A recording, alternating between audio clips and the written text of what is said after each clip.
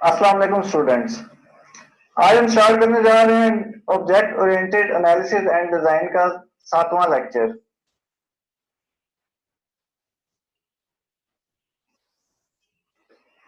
आज का lecture start करने से पहले हम देख लेते हैं कि हमने प्रीवियस लेक्चर में क्या चीजें देखी थी, क्या कॉन्सेप्ट्स हमने सीखे थे। हम तो रिवाइज कर लेते हैं थोड़ा सा। हमने देखा था जी रिक्वायरमेंट आर्टिफैक्ट्स को। रिक्वायरमेंट आर्टिफैक्ट्स क्या होते हैं, हमने बात की थी कि जो हमारे पास यूज केसेस होते हैं वो हमारे सिस्टम को फंक्शनल पार्ट को तो एक्सप्लेन कर रहे होते हैं, लेकिन जो अनफंक्शनल पार्ट्स होते हैं उनको वो एड्रेस नहीं कर रहे होते हैं। क्योंकि हमारा जो सॉफ्टवेयर होता है वो बेसिकली क्या चीज होती है जी, हमारे फंक्शनल और नॉन फंक्शनल रिक्वायरमेंट्स का मिक्सचर होता है, उनको हम एड्रेस कर रहे होते हैं। तो हमने बात की थी कि जो फंक्शनल हमारी रिक्वायरमेंट्स हैं वो तो हमारे यूज केसेस में एड्रेस हो जाएंगी। जो बाकी हमारी रिक्वायरमेंट्स हैं जिन्हें हम नॉन फंक्शनल रिक्वायरमेंट्स कह रहे थे, उनको कहाँ पर एड्रेस करेंगे। रिक्वायरमेंट आर्टिफैक्ट्स में हमने देखा था जी सप्लीमेंट्री स्पेसिफिकेशन। ये क्या कर रही होती थी जी, हमारे रिक्वायरमेंट को कैप्चर और आइडेंटिफाई कर रही होती थी, डिफरेंट काइंड ऑफ रिक्वायरमेंट को।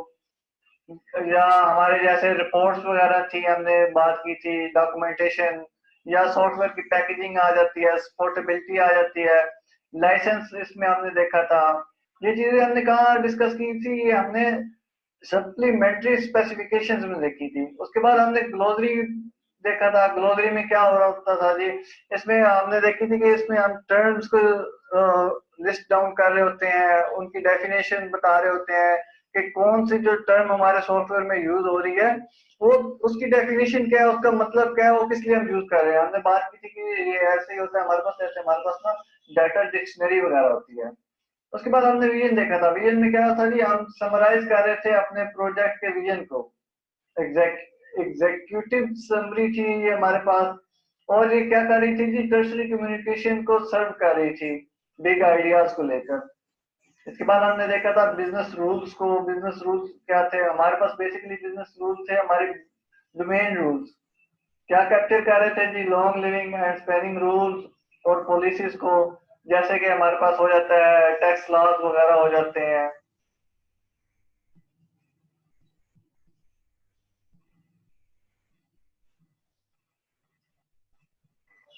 ये चीजें हमने कहाँ देखी थी, ये हमने बिजनेस रूल्स में देखी थी। उसके बाद हमारे पास आ गई थी जी, हमने देखा था element of supplementary specification document. यानी सप्लीमेंट्री स्पेसिफिकेशन डॉक्यूमेंट्स में हमारे पास क्या क्या चीजें होती हैं। पहले हमने डिस्कस किया था जी रिवीजन हिस्ट्री को। उसके बाद हमने इंट्रोडक्शन देखा था। इसमें ये चीजें थी जी, हमारे पास यूजेबिलिटी थी, सिक्योरिटी, कॉन्फ़िगरेबिलिटी, अडॉप्टेबिलिटी, प्लगेबल रूल्स थे हमारे पास। उसके बाद हमारे पास था जी हार्डवेयर और सॉफ्टवेयर इंटरफेसेस थे, परचेज कंपोनेंट्स थे, लीगल इश्यूज वगैरह हम कहाँ पर कर रहे थे, एड्रेस कर रहे थे जी सॉफ्ट सप्लीमेंट्री स्पेसिफिकेशंस डॉक्यूमेंट में। उसके अलावा इम्प्लीमेंटेशन कंस्ट्रेंट को भी हमने कहाँ पर देखा था, सप्लीमेंट्री स्पेसिफिकेशन डॉक्यूमेंट का ये भी एक एलिमेंट था। उसके बाद ना ये सारे टॉपिक्स कवर करने के बाद हमारे माइंड में कुछ क्वेश्चन राइज हो रहे थे। जैसे should we create vision document first और यूज केस फर्स्ट। तो इसमें हम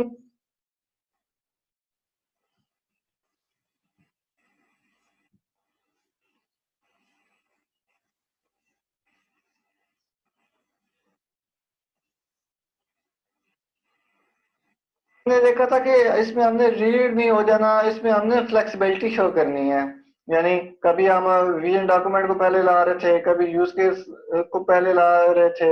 इसमें ये नहीं था कि अगर यूज केस पहले आ गया तो अब आप विजन डॉक्यूमेंट को रिव्यू नहीं कर सके उससे, या उसे चेंजेस वगैरह नहीं हो सकती। इसमें हमने ना एक सजेस्टेड सीक्वेंस देखी थी। उसमें हमने इनको ना 4 पॉइंट्स में किया था।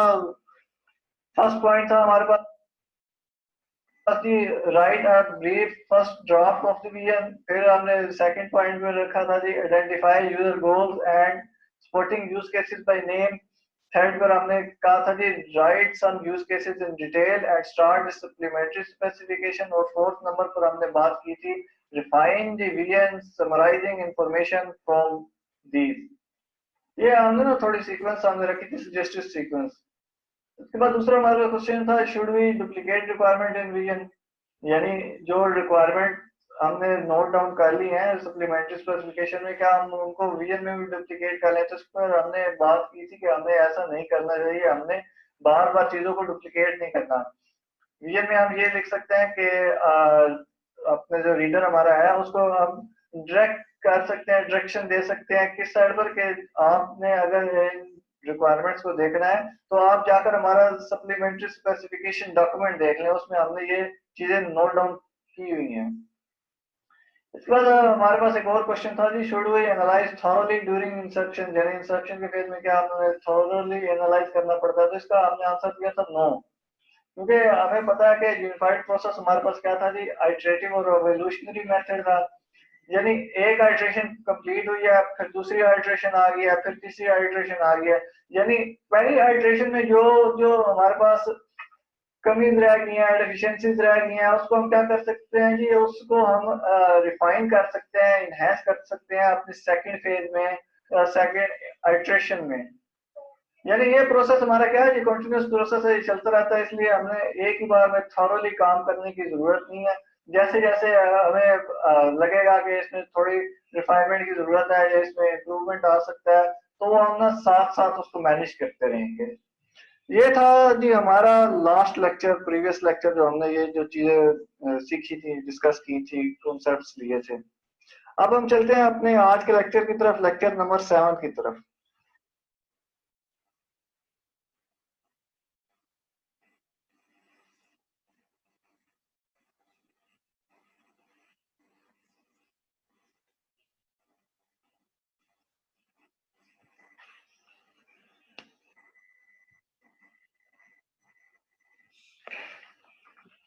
हम अपने आज के लेक्चर में, यानी लेक्चर नंबर 7 में एक्टिविटी डायग्राम को डिस्कस करने जा रहे हैं जी।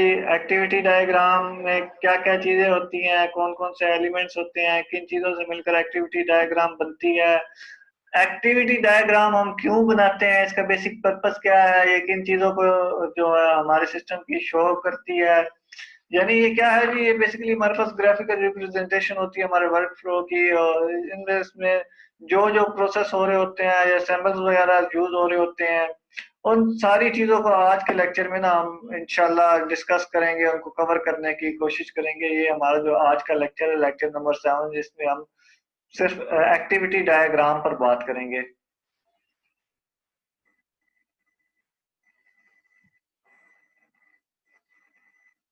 आज सबसे पहले हमारे पास आ जाती है जी एक्टिविटी डायग्राम। ये एक्टिविटी डायग्राम होती क्या है, इसका पर्पस क्या है, क्यों यूज होती है, इसका स्ट्रक्चर वगैरह क्या है, ये आज के लेक्चर में ना हम कवर करने की कोशिश करेंगे। सबसे पहले देख लेते हैं इसकी डेफिनेशन क्या है। Activity diagrams are graphical representation of workflows of step wise activities and action. यानी एक्टिविटी डायग्राम क्या है जी, ये हमने जो सिस्टम बनाने जा रहे हैं उसका ग्राफिकली हम रिप्रेजेंट कर रहे हैं। किस चीज को रिप्रेजेंट कर रहे हैं जी, उसके वर्क फ्लो को, स्टेप बाय स्टेप उसकी एक्टिविटीज को, उसके एक्शंस को। यानी हमारा सिस्टम जो है, जो हम सिस्टम डेवलप करने जा रहे हैं, वो एक्टिविटीज कैसे परफॉर्म करेगा, एक्शंस उसमें क्या क्या लिए जा रहे होंगे, इन चीजों का जो वर्क फ्लो होगा, जो स्टेप वाइज एक्टिविटीज होंगी, उसको हम कहाँ एड्रेस करेंगे जी, उसको हम अपनी एक्टिविटी डायग्राम में एड्रेस करेंगे। यानी कौन सी एक्टिविटी आ रही है जी, उसके बाद कोई डिसीजन हो रहा है या एक्शन परफॉर्म हो रहा है, तो उसके बाद कौन सा स्टेप होगा, कौन सी एक्टिविटी चलेगी, कौन कैसे इवेंट्स कॉल होंगे, ये चीजें सारी आ जाती हैं हमारी एक्टिविटी डायग्राम में। Capture the dynamic behaviour of the system, यानी ये हमारे सिस्टम के डायनेमिक बिहेवियर को, यानी एक स्टेट से हमारा सिस्टम दूसरी स्टेट में कैसे जा रहा है, कैसे चीजें जो है एडवांस्ड हो रही हैं, कैसे, यानी वर्क फ्लो कैसे चल रहा है हमारे सिस्टम का, उसको हमने कैप्चर करना है इसमें, अपने सिस्टम के बिहेवियर को, डायनेमिक बिहेवियर को, एक स्टेट से दूसरी स्टेट में जो चीजें जा रही हैं, हमारा बिहेवियर चेंज हो रहा है सिस्टम का, वो सारी चीजें कहाँ कैप्चर होंगी जी, वो हमारे पास एक्टिविटी डायग्राम में कैप्चर होंगी। Does not show the message flow from one object to another, यानी ऑब्जेक्ट के दरमियान में जो कम्युनिकेशन हो रही है, जो मैसेज फ्लो हो रहे हैं, उनको ये शो नहीं करता। एक्टिविटी डायग्राम में हमने शो नहीं करवाना, but shows flow of action in an activity. लेकिन जो एक्शन फ्लो कर रहे हैं हमारी एक्टिविटी में, उसको हम शो करवाएंगे हमारी एक्टिविटी डायग्राम में। इसके बारे में मजीद नेक्स्ट स्लाइड्स में थोड़ा देखते हैं कि ये क्या चीज है।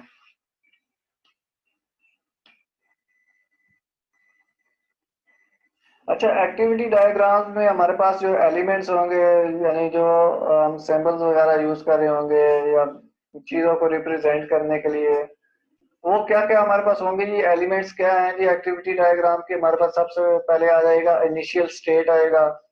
इनिशियल स्टेट का एक सिंबल होगा, उसके अलावा एक्शन होगा, transition, object, four, join, rack, time signal, final state. ये क्या है जी? ये हमारे एलिमेंट हैं किसके? एक्टिविटी डायग्राम्स के। ये चीजें हम एक्टिविटी डायग्राम में यूज करेंगे चीजों, अपने फंक्शंस को और इवेंट्स को रिप्रेजेंट करने के लिए, एक्शंस वगैरह को ना, कि कैसे चीजें फ्लो कर रही हैं, उनको आइडेंटिफाई करने के लिए, उनको रिप्रेजेंट करने के लिए ये सैम्बल हमारे यूज होंगे, जिनको हम बोलते हैं जी एलिमेंट ऑफ एक्टिविटी डायग्राम। मजीद आगे चल के देखते हैं कि हम इनको कैसे यूज कर सकते हैं अपनी एक्टिविटी डायग्राम में।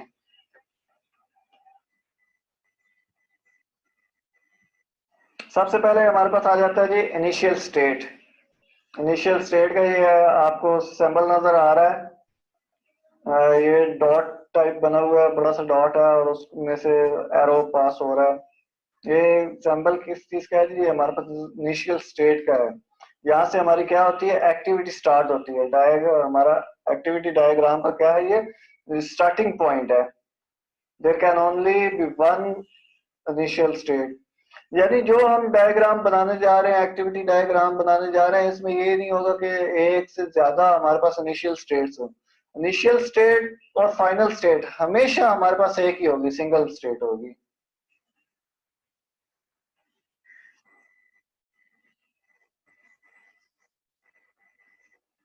अच्छा, इनिशियल स्टेट के बाद हमारे पास आ जाता है एक्शन। एक्शन क्या है जी? इसको देखते हैं जी, कैसे इंडिकेट हम करेंगे। Action is indicated on the activity diagram by a capsule shape. यानी इसका जो सिंबल है ना, वो जिस तरह हम कैप्सूल की शेप होती है उस तरह का इसका एक सिंबल बना हुआ होता है, जिसको हम बोलते हैं जी एक्शन। एक्शन का सिंबल बोला जाता है वो। Text inside it indicate the action. उसके अंदर हमारे पास टेक्स्ट लिखा हुआ होता है, वो क्या कर रहा होता है जी? वो हमारे एक्शन को इंडिकेट कर रहा होता है। यानी वो हमें बता रहा होता है कि भाई कौन सा एक्शन परफॉर्म होना है, किस तरह का एक्शन परफॉर्म होना है। या दूसरे लफ्जों में आप ये कह सकते हो कि उस एक्शन का नाम होता है हमारे पास, जिसके लिए हम उस सिंबल यूज कर रहे होते हैं। फॉर एग्जांपल, इधर एग्जांपल जो दी गई है, कस्टमर कॉल्स टिकट ऑफिस और रजिस्ट्रेशन ऑफिस ओपन। यानी क्या कर रहा है जी? कस्टमर हमारा कहाँ कॉल कर रहा है जी? टिकट ऑफिस में कॉल कर रहा है। किसके लिए? रिजर्वेशन के लिए, अपने टिकट को रिजर्व करने के लिए। तो ये क्या हो रहा है जी? ये एक एक्शन परफॉर्म हो रहा है। इसको क्या करेंगे जी? कैप्सूल सिंबल जो हमारे पास है, कैप्सूल टाइप की सिंबल शेप की जो हमारे पास सिंबल है, उसमें ये चीज लिख देंगे। ये क्या है हमारे पास? ये हमारा एक्शन होगा।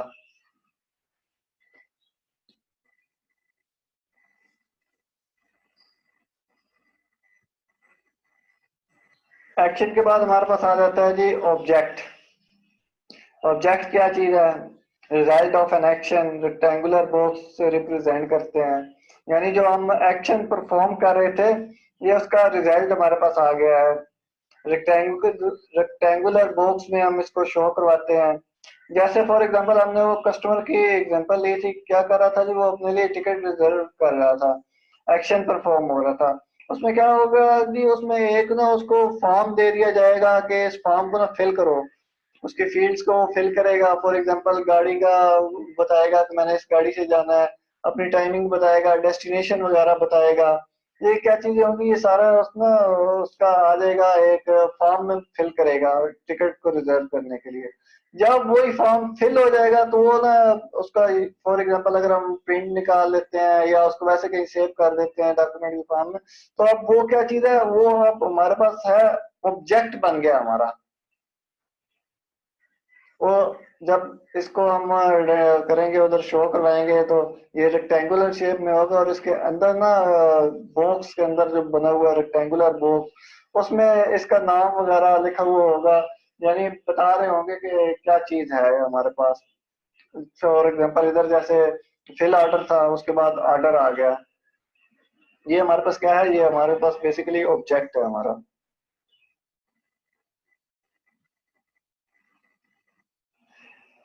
अच्छा जी, ऑब्जेक्ट के बाद हमारे पास आ जाता है फोर्क। फोर्क क्या है जी हमारे पास, इसको थोड़ा देखते हैं। When one action splits into two और मोर, यानी जो एक एक्शन परफॉर्म हो रहा था उसको दो या दो से ज्यादा सब कैटेगरीज में, या उसकी ये कह लें कि जो उसको सब पार्ट्स में हम कन्वर्ट कर देते हैं, डिवाइड कर देते हैं, और उन दोनों जो कंडीशंस वगैरह होती हैं उन दोनों का फुलफिल होना क्या होता है जी, हमारे लिए मस्ट होता है, जरूरी होता है, ताकि वो एक्शन जो है परफॉर्म हो सके। इसकी एग्जांपल ले लेते हैं, जैसे आप ने कोई चीज के लिए फॉर्म फिल किया है, आपने ऑर्डर दिया, ऑर्डर के बाद क्या होगा जी, चेक होगा। चेक किस चीज पर होगा कि जो आप गुड्स परचेज करना चाह रहे हो क्या वो हमारे स्टॉक में अवेलेबल भी है या नहीं है। अगर तो स्टॉक में अवेलेबल नहीं है तो बात यहीं पर खत्म हो जाएगी। लेकिन अगर स्टॉक में अवेलेबल है तो फिर देखेंगे कि जो चीजें के लिए आपने डिमांड की है, रिक्वेस्ट किया है, आपने ऑर्डर सेंड किया है, क्या आपके पास इतना क्रेडिट है, इतना बैलेंस है आपके पास कि आप उस चीज को परचेज कर सको। अगर दोनों कंडीशन हमारी फुलफिल होती हैं, दोनों कंडीशन ट्रू होती हैं, तो फिर क्या होगा जी, फिर हम नेक्स्ट प्रोसेस की तरफ चल पड़ेंगे। और अगर इनमें से एक कंडीशन भी फॉल्स हो जाती है, ट्रू नहीं होती, तो क्या होगा जी, हमारा प्रोसेस इधर ही रुक जाएगा। यानी जो एक एक्शन था जिसको हमने स्प्लिट्स किया था टू और मोर पार्ट्स में, उन दोनों पार्ट्स का या जितने भी हम पार्ट्स बनाएंगे उनका ट्रू होना हमारे लिए जरूरी है। किसके लिए जी, ताकि हम आगे इस प्रोसेस को चला सके, ये प्रोसेस स्मूथली चल सके, एक्शन परफॉर्म हो सके।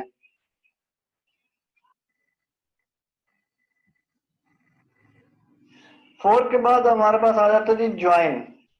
फोर को हमने देख लिया जी, वो क्या कर रहा था जी, एक्शन को स्प्लिट कर रहा था टू और मोर पार्ट्स में। जबकि हमारे पास ज्वाइन का क्या फंक्शन है जी, ज्वाइन व्हेन टू और more action combine to form one action. Fork में हमारे पास क्या था, एक एक्शन को हम दो या उससे ज्यादा पार्ट्स में स्प्लिट कर रहे थे, जबकि ज्वाइन क्या कर रहा है जी, दो एक्शंस को या दो से ज्यादा एक्शन को एक जगह पर जमा कर रहा है, उसको ज्वाइन कर रहा है। फॉर एग्जाम्पल, लास्ट एग्जाम्पल में हमने क्या देखा था कि हमारे पास ऑर्डर फेल हो रहा था, रिसीव ऑर्डर हुआ था, उसके बाद हमने चेक लगाया था उस पर जी क्या चीजों पर, दो हमने उसको एक्शन में स्प्लिट कर दिया था। एक एक्शन में हम क्या चीजें देख रहे थे जी, एक में देख रहे थे कि क्या चीजें हमारे स्टॉक में मौजूद हैं, गुड्स हमारे स्टॉक में हैं भी सही या नहीं, जिनके लिए हमें ऑर्डर रिसीव हुआ है। और दूसरा हमारे पास क्या था जी, वेरीफाई कर रहे थे कि कस्टमर के पास रिक्वायर्ड बैलेंस भी है या नहीं है उन चीजों को परचेज करने के लिए। अच्छा, इधर ना काम बिल्कुल उससे मुख्तलिफ हो रहा है। उधर हम डिवाइड कर रहे थे दो पार्ट्स में, इधर डिवाइड जो पार्ट हुए थे उनको फिर रीज्वाइन कर रहे हैं। यानी हमने वेरीफाई कर लिया जी कि हमारे पास गुड्स हैं स्टॉक में, उसके बाद हमने ये भी वेरीफाई कर लिया कि हमारा जो कस्टमर है जो परचेज करने आया गुड्स को, उसके पास रिक्वायर्ड क्रेडिट भी है।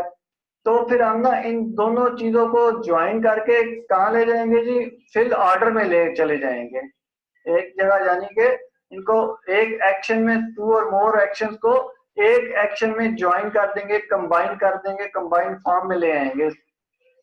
ये हमारे पास क्या है जी, ये हमारे पास ज्वाइन का फंक्शन है।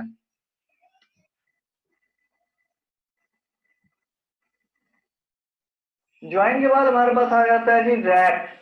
रैक क्या चीज है जी, इट रिप्रेजेंट सब एक्टिविटी डायग्राम।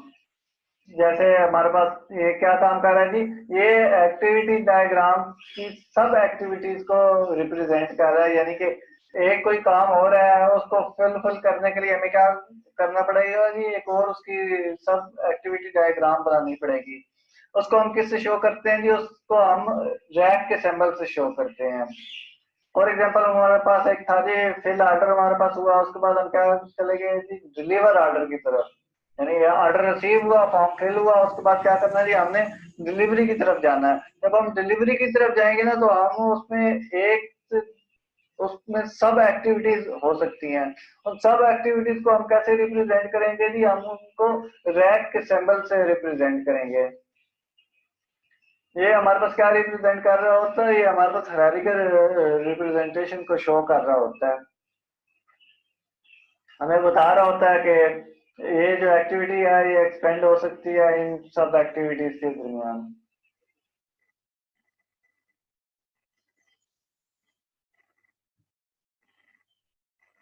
रैक का फंक्शन समझने के लिए ये आप स्लाइड देखें। स्लाइड पर ना बहुत अच्छे तरीके से बताया गया है कि रैक हमारे पास कैसे काम करता है। इसमें डिलीवर ऑर्डर का जो हम एग्जांपल लेकर चल रहे थे, इसमें ना अब दो सब एक्टिविटीज आ गई है हमारे पास। एक हमारे पास क्या है, या तो हम उसे जो ऑर्डर हमें मिला है वो हम रेगुलर वे में उसको डिलीवर कर दें, या हम अर्जेंट डिलीवर कर दें जिसे हम रश बोल रहे हैं। अच्छा, ये दोनों काम हो सकते हैं दोनों तरीकों से ना। ये जैसे अब हम करते थे प्रोग्राम यूज करते थे डिसीजन स्टेटमेंट में ना, इफ एल्स, ये वही है हमारे पास। इफ एल्स वाली कंडीशन, या इफ होगा या एल्स होगा, दोनों में से ना एक काम होगा। उसके बाद क्या होगा जी, जैसे ज्वाइन में वो चीजें जो होती थी कंबाइन हो रही थी हमारे पास, इसी तरह ये ज्वाइन लगेगा हमारे पास, और उसके बाद क्या होगा जी, हम एंड की तरफ चल पड़ेंगे। यानी एक्टिविटी हमारी खत्म हो जाएगी, जो हमारी सब एक्टिविटी थी जिसके लिए हम रैक यूज कर रहे थे। तो उसके बाद आगे से ना जो जैसे हमारा फ्लो चल रहा था एक्टिविटी डायग्राम में, वो वहीं से फिर दोबारा से स्टार्ट हो जाएगा। Any branch happens, mutual exclusion है जी। उसके अलावा मर्ज होता है जी, any input leads to continuation. This is in contrast to a join in which case all input have to arrive before it continues. ये बातें सारी हम ना मर्ज वाली जो है ये ज्वाइन में हम देख चुके हैं, तो इनको बजाय रिपीट करने के हम आगे चलते हैं।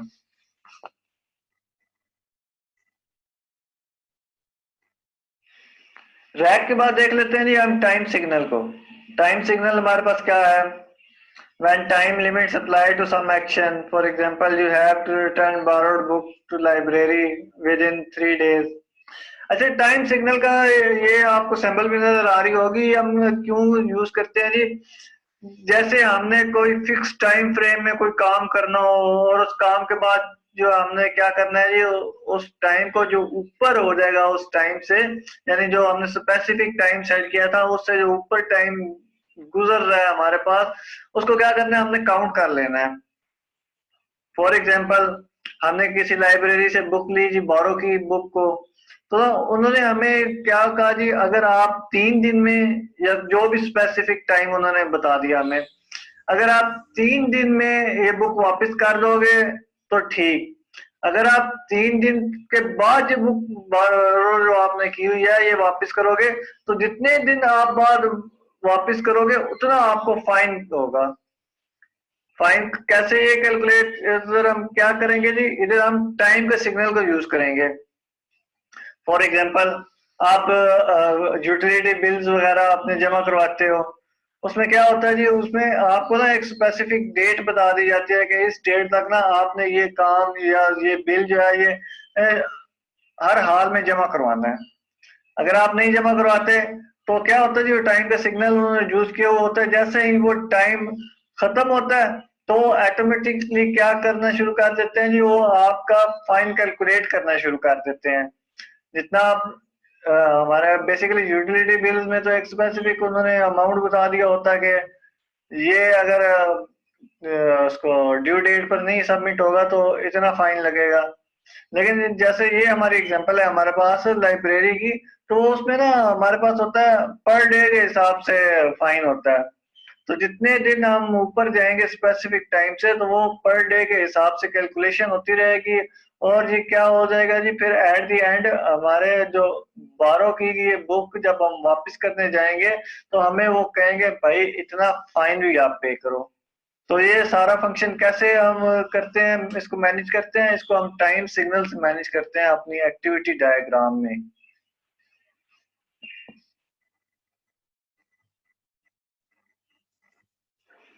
ये हमारे पास है जी सैंपल किसका जी, फाइनल स्टेट का। फाइनल स्टेट क्या होती है हमारे पास जी, एंड ऑफ होल एक्टिविटी, जहां पर हमारी सारी एक्टिविटी जो है खत्म हो रही है, उसका वर्किंग जो है, जो उसका फंक्शन था वो परफॉर्म होके काम खत्म हो रहा है हमारा, वो क्या होगी, वो हमारी होगी फाइनल स्टेट। जैसे आप लैपटॉप को अगर आपने पावर ऑफ करना है तो इधर पावर ऑफ का बटन है, आप उसको प्रेस कर दोगे तो ये क्या आप कर रहे हो, ये आप फाइनल स्टेट की तरफ जा रहे हो, जहां पर उसका ना वर्किंग या उसकी फंक्शनैलिटी एंड हो रही है, खत्म हो रही है। इसको हम क्या कहते हैं जी, इसको हम बुल आई भी कहते हैं। और ये आपको इसका सिंबल नजर आ रहा है आपकी स्क्रीन पर ना, ये शो हो रहा है, ये एरो लगा हुआ है और एरो में एक सर्कल है और सर्कल में एक ना बड़ा सा डॉट बना हुआ है। ये क्या चीज है जी, ये हमारा फाइनल स्टेट का सिंबल है, ये हम यूज करेंगे जब हमने अपनी एक्टिविटी को खत्म करना होगा, हमारा काम खत्म हो रहा है, जहाँ पर गोल को हम अचीव करने के बाद इसको खत्म कर रहे हैं।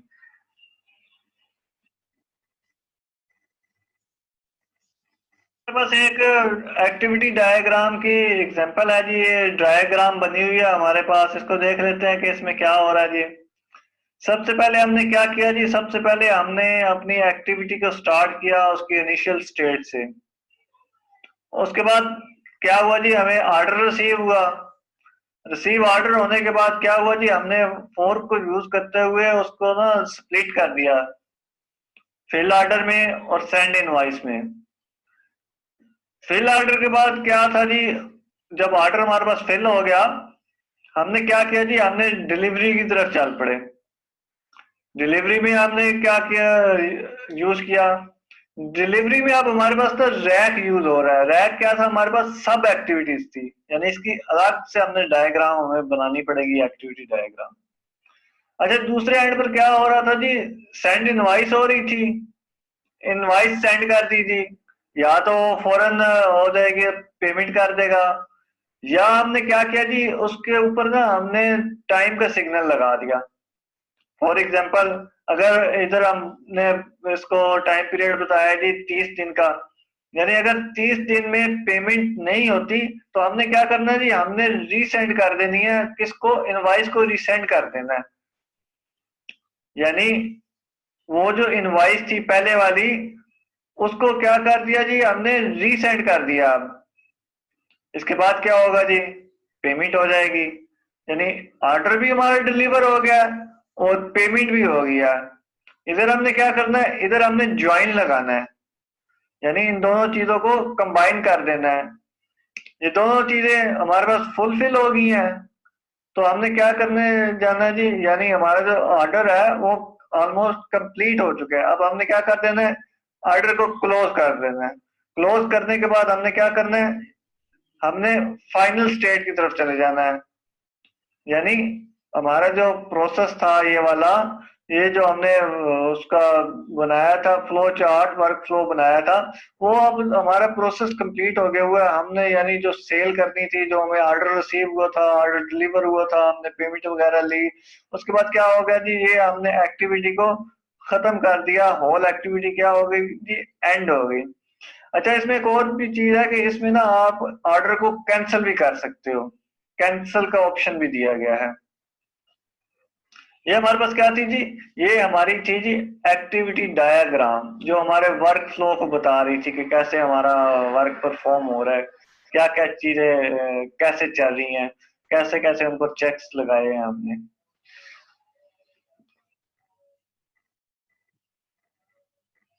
अच्छा, इसको ना ये देख लेते हैं, हमारे पास ये एग्जांपल है पॉइंट ऑफ सेल की।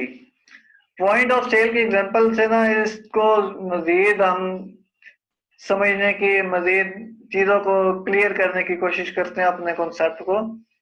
अच्छा, इसमें चार चीजें बताई गई हैं जी। एक है हमारे पास कस्टमर, दूसरा एक्टर है हमारे पास जी कैशियर, और एक हमारे पास पॉइंट ऑफ सेल सिस्टम है। उसके अलावा ऑथराइजेशन सर्विस है हमारे पास। सबसे पहले क्या होता है जी, हमारा जो कस्टमर है किसी शॉप में इंटर होता है। शॉप में इंटर होते ही वो क्या करता है जी, एक कार्ड को उठा लेता है। कार्ड को उठाने के बाद वो जो जो चीजें उसको जरूरत होती हैं, कार्ड को ना उस गुड्स के साथ फिल कर लेता है। यानी जैसे जैसे वो गुजरता जाता है, जो जो चीजें रिक्वायर्ड है उसे उसे चाहिए है, वो ना अपने कार्ड में रखता जाएगा। कार्ड फिल हो गया जी, उसके बाद क्या हुआ जी, कार्ड को लेकर पहुंच गया कैशियर के पास। कैशियर के पास पहुंच गया जी, यानी अब उसका जो बिलिंग का प्रोसेस है वो और एंट्रीज वगैरह होनी है गुड्स की, वो शुरू होने वाला है। कैशियर ने क्या किया जी, कैशियर ने वो जो चीजें लाया था कार्ड में, उसने ना वन बाय वन क्या करनी शुरू कर दी, स्कैन करना उनको शुरू कर दिया, या मैनुअली वो इंटर करना शुरू कर दिया। बेसिक थिंग क्या है कि उसने ना वो जो कार्ड के एटम थे उनको एंटर करना शुरू कर दिया सिस्टम में। जैसे ही वो एटम एंटर हुए जी, कैलकुलेट जो हमारा पॉइंट ऑफ सेल सिस्टम था उसने ना कैलकुलेशंस परफॉर्म करनी शुरू कर दी। यानी उसने टोटल लगाया, उनका टोटल अमाउंट कितना बनता है, उसमें उसने टैक्सेस ऐड किए, या अगर उसको कोई डिस्काउंट वगैरह देना है तो वो सारी चीजें ना वो कैलकुलेट करनी शुरू कर दी हमारे पॉइंट ऑफ सेल ने। अच्छा, उसके बाद ना दो ऑप्शन हमारे पास आ गए। यानी हमने डिसीजन क्या करना था जी, हमने बाय हैंड यानी कैश के थ्रू पेमेंट करनी है, या हमने क्रेडिट कार्ड के थ्रू पेमेंट करनी है। कैश के थ्रू पेमेंट करनी है वो तो फिर प्रोसेस इधर ही खत्म हो जाएगा, इधर से हम वापसी की तरफ चल पड़ेंगे। लेकिन अगर क्रेडिट कार्ड के थ्रू करनी है तो उसके लिए फिर हमने ऑथराइजेशन सर्विसेज हमें लेनी पड़ेंगी, यानी उन अथॉरिटीज के साथ भी कांटेक्ट करना पड़ेगा। फॉर एग्जांपल हमने जी कार्ड को प्रेफर किया, फिर हम चले गए कहाँ जी, ऑथराइजेशन सर्विसेज में चले गए। उधर से हमारा जो पेमेंट थी उसको ऑथोराइज किया। ऑथोराइज करने के बाद कहाँ आ गए जी, हम रिसेप्ट क्रिएट करने पर आ गए। उसकी रिसेप्ट क्रिएट हुई जी, पॉइंट ऑफ सेल ने उसकी रिसेप्ट जनरेट कर दी। और फिर क्या हुआ जी, वो हमारा जो कस्टमर था उसको रिसेप्ट दे दी गई। यानी पॉइंट ऑफ सेल से जनरेट हुई, कैशियर ने कस्टमर को दे दी, और जो आइटम्स थे कस्टमर के वो भी कस्टमर को हैंड ओवर कर दिए, और क्या कर दीजिए, एक्टिविटी को एंड कर दिया। यानी फाइनल स्टेट हमारी एक्टिविटी की आ गई, उसको हमने खत्म कर दिया। ये क्या हो रहा था कि ये हमारे एक पॉइंट ऑफ सेल में पूरी एक एक्टिविटी परफॉर्म हो रही थी, स्टार्ट स्टेट से लेकर इनिशियल स्टेट से लेकर फाइनल स्टेट तक हमने देखा कि कैसे प्रोसेस हो रहा था हमारे पॉइंट ऑफ सेल सिस्टम में।